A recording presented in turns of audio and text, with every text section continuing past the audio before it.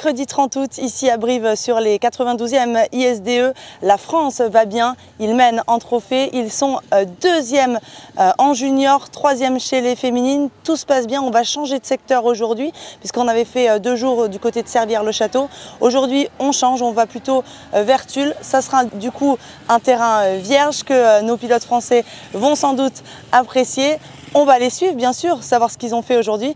Mais avant tout, il est souvent le premier au petit-déj. Je vous le donne en mille, c'est Fred Veil. Et on va passer la journée avec. Levé 5h30, 6h moins le quart, on va au petit-déj avec les premiers avec Loulou, Pirate, là, les premiers qui viennent installer le CH de départ et d'arrivée. Après, on accueille les pilotes. On voit si tout le monde s'est bien levé. Après, on va préparer avec Pierre-Marie, la Castellar, on va préparer les départs. On a organisé la journée la veille, mais les derniers détails. Et puis on anticipe un peu les départs.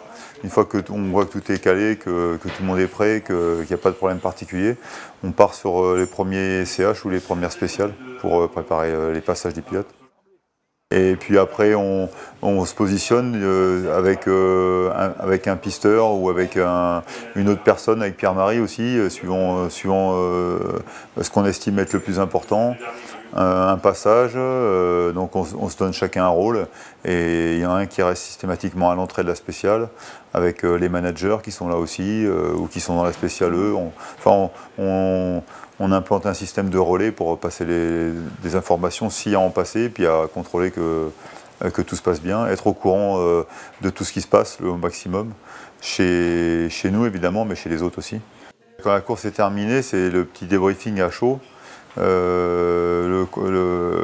gestion de l'après-course des pilotes, voir s'ils le font comme il faut, s'ils profitent de tout le suivi qu'on leur propose. Finalement, restauration, hydratation, récupération, là, on a mis un système de bain de glace là, pour la récupération, donc qu'ils y aillent le plus vite possible, parce que eux, ils ont besoin aussi de souffler, de raconter leur course. Mais c'est important qu'ils aillent le plus vite possible à faire tout ça, là. Ça fait partie de leur récupération, c'est important pour la course d'habitude, mais encore plus pour les 6 jours. Et puis le petit débriefing à chaud, les petites histoires, des choses qui se sont bien passées, moins bien passées. Après, on laisse tout le monde repartir au calme, et puis on fait un deuxième briefing pour la journée qui va suivre le soir, un peu plus au calme, avant le repas. À la fin de la journée, on se couche en général vers 23h, ouais, si tout se passe bien. C'est sûr que la semaine d'après les 6 jours, en général, je suis moins vif quand même.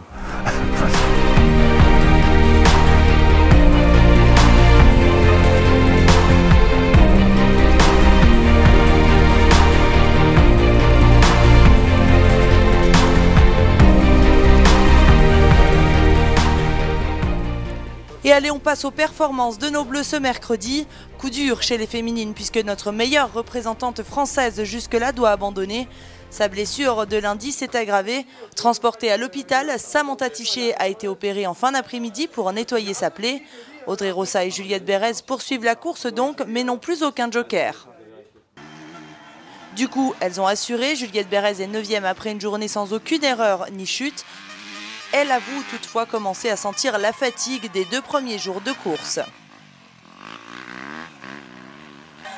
Pour Audrey Rossa, c'est jour de fête de retrouver l'herbe. Elle a pu se faire plaisir au guidon de la 2,5 Husqvarna, d'autant que la baisse des températures lui a donné un coup de boost. Elle termine 8e et les Françaises sont toujours sur le podium à la 3e place.